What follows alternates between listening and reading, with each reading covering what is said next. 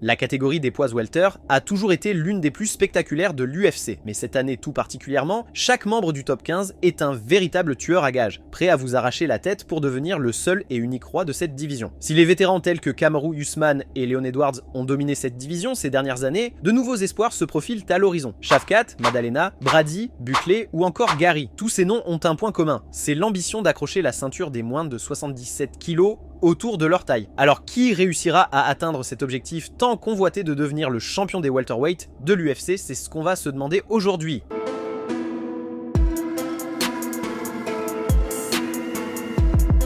Commençons par les combattants invaincus, ceux qui n'ont jamais connu la défaite à l'UFC. C'est simple, la division des moins de 77 kg est celle avec le plus de combattants invaincus dans le top 15. Ces combattants représentent l'avenir de la division et montrent des promesses immenses. Parmi eux, on trouve Carlos Prates, Michael Morales, Jack Della Maddalena et Shavkat Rakhmonov. Carlos Prates, membre des Fighting Nerds, possède un record de victoires intactes à l'UFC avec 4 KO en 4 combats dans l'organisation. Le Brésilien est assurément un nom à suivre, avec un style de lutte complet et une capacité à finir ses adversaires dans presque tous ses combats. Actuellement classé numéro 13, il s'agit d'un combattant terrifiant qui semble plus que prêt à défier les meilleurs de la catégorie. Le jeune Michael Morales, numéro 12 de la division, est un autre invaincu qui fait sensation dans cette division avec 5-0 à l'UFC. Son jeu de pied et sa vitesse font de lui un prospect extrêmement dangereux pour tout combattant, qu'il soit établi ou en ascension. Son bilan en carrière de 17-0 montre à quel point c'est un combattant dominant et complet. Un autre combattant plus que prometteur, c'est Jack Della Maddalena. Il a fait une entrée fracassante à l'UFC avec 7 victoires consécutives dans l'organisation. Son striking est vraiment redoutable et c'est sans doute le meilleur boxeur actuel chez les 77. Avec son parcours sans faute à l'UFC, il sera le premier à défier le champion Belal Muhammad pour le titre lors de l'UFC 315 au Canada. Le dernier invaincu de 7, c'est Shavkat Rakhmonov, un des plus gros prospects de l'UFC. C'est simple, il est à 19-0 en carrière en MMA avec 95% de finish, c'est du jamais vu. En résumé, tous ses combats se sont terminés avant la limite par KO ou soumission, sauf contre Ian Gary,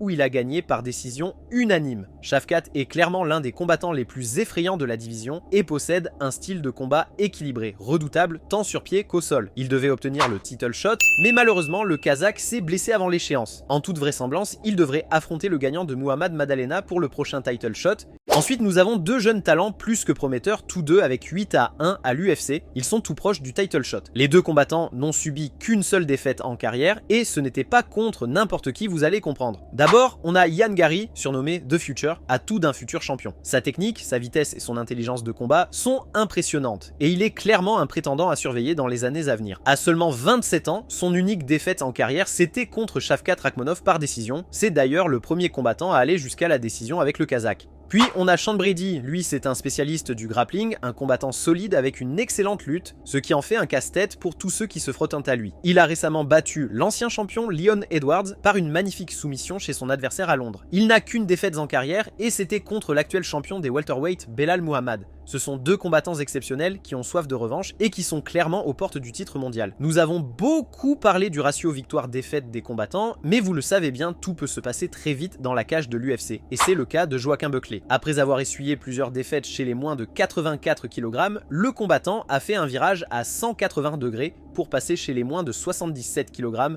l'un des meilleurs choix de sa carrière. En effet, depuis son passage en welter, il est invaincu dans cette nouvelle catégorie avec 6 victoires, dont 4 KO. Joaquin Buckley, avec son style explosif, sa puissance de frappe et sa capacité à finir ses combats de manière spectaculaire, est aussi un prospect à suivre de près.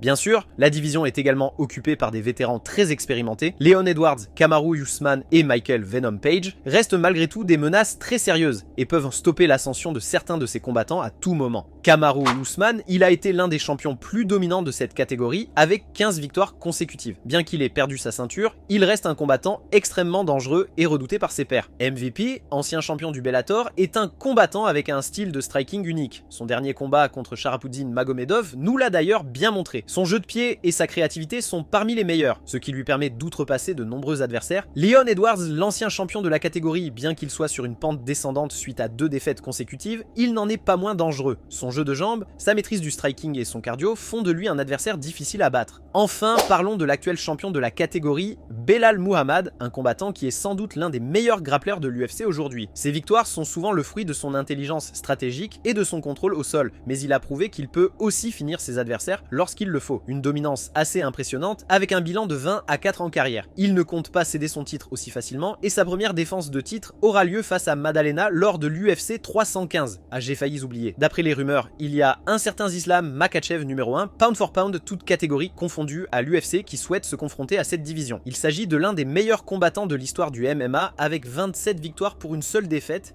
Il est l'actuel champion chez les lightweight de l'UFC. S'il réussit à monter et à devenir champion dans cette nouvelle catégorie, il pourrait bien être considéré comme le meilleur combattant de l'histoire du MMA. En tout cas, tout cela nous promet une année 2025 juste exceptionnelle. Avec tous ces talents incroyables dans la catégorie, il est difficile de dire qui sera le prochain champion. La compétition est plus ouverte que jamais et la bataille pour la ceinture sera féroce. Alors qui sera le prochain champion? Seul l'avenir nous le dira, mais une chose est sûre, cette division promet encore de nombreuses soirées d'action palpitantes.